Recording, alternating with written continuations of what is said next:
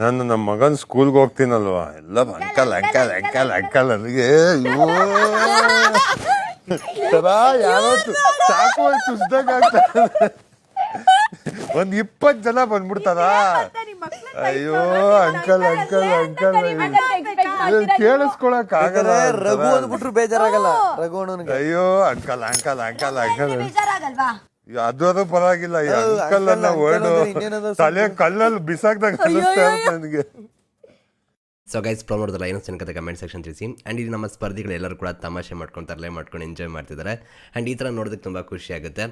ಯಾವಾಗಲೂ ಕೂಡ ಇದೇ ರೀತಿ ಇದ್ದರೆ ಚೆಂದ ಅಂತ ಅನ್ಸುತ್ತೆ. ಬಟ್ ಏನು ಮಾಡೋಣ, ಈ ಸಿಚುವೇಶನ್ ಅನ್ನೋದು ಎಲ್ಲರೂ ಹಿಂಗೆ ಇರೋದಕ್ಕೆ ಬಿಡೋದಿಲ್ಲ. ಇರಲಿ, ಏನು ಮಾಡೋಕ್ಕಾಗಲ್ಲ. ಆ್ಯಂಡ್ ಇದನ್ನು ಬಿಟ್ಟರೆ ನಮ್ಮ ರಘುವಣ್ಣ ಹೇಳ್ತಿರೋದು 100% ಸತ್ಯ ಅಂತಲೇ ಹೇಳ್ಬೋದು. ಆ್ಯಂಡ್ ಇಲ್ಲಿ ಒಂದು ವಿಷಯ ಏನಪ್ಪ ಅಂದರೆ, ಹುಡುಗರಿಗೆ ಅಂಕಲ್ ಅಂತ ಅನ್ಸ್ಕೊಳ್ಳೋಕೆ ಇಷ್ಟ ಇಲ್ಲ, ಹುಡುಗರಿಗೆ ಆಂಟಿ ಅಂತ ಅನ್ಸ್ಕೊಳ್ಳೋದಕ್ಕೆ ಇಷ್ಟ ಇಲ್ಲ. ಆದರೆ ಈ ಮಕ್ಕಳು ಅದನ್ನು ಬಿಟ್ಟು ಬೇರೆ ಏನೂ ಕರೆಯೋದೇ ಇಲ್ಲ. ಇದೆಲ್ಲರ ಜೀವನದಲ್ಲಿ ಅನುಭವ ಆಗಿರುತ್ತೆ ಅನ್ಕೋತೀನಿ. ನಿಜ ತಾನೇ? ಕಮೆಂಟ್ ಸೆಕ್ಷನ್ ತಿಳಿಸಿ. ಆದರೂ ಪಾಪ ರಘುವಣ್ಣ ಅಂತ ಅನ್ಸುತ್ತೆ ಅಲ್ಲ. ಆದರೂ ನಂಗೆ ಅನ್ಸೋದೇನಪ್ಪ ಅಂದರೆ, ಆಲ್ರೆಡಿ ಮಗ ಅಷ್ಟೊಂದು ದೊಡ್ಡವರಿದ್ದಾರೆ, ಆದರೂ ಕೂಡ ಇವ್ರಿಗೆ ಅಂಕಲ್ ಅಂತ ಅನ್ಸ್ಕೊಳ್ಳೋಕೆ ಇಷ್ಟಪಡಲ್ಲ. ಅಂದರೆ ಇವಾಗ ಕಾಲೇಜ್ಗೆ ಹೋಗೋರ್ನು ಕೂಡ ಆಂಟಿ ಅಂಕಲ್ ಅಂತ ಕರಿತಾವೆ ಮಕ್ಕಳು. ಅವ್ರಿಗೆ ಇನ್ನು ಯಾವ ಲೆವೆಲ್ಗೆ ಆಗಬೇಡ. ಜಸ್ಟ್ ಇಮೇಜ್ ಮಾಡ್ಕೊಳ್ಳಿ. ಸಕ್ಕತ್ತಾಗಿದೆ ಪ್ರೋಮೋ.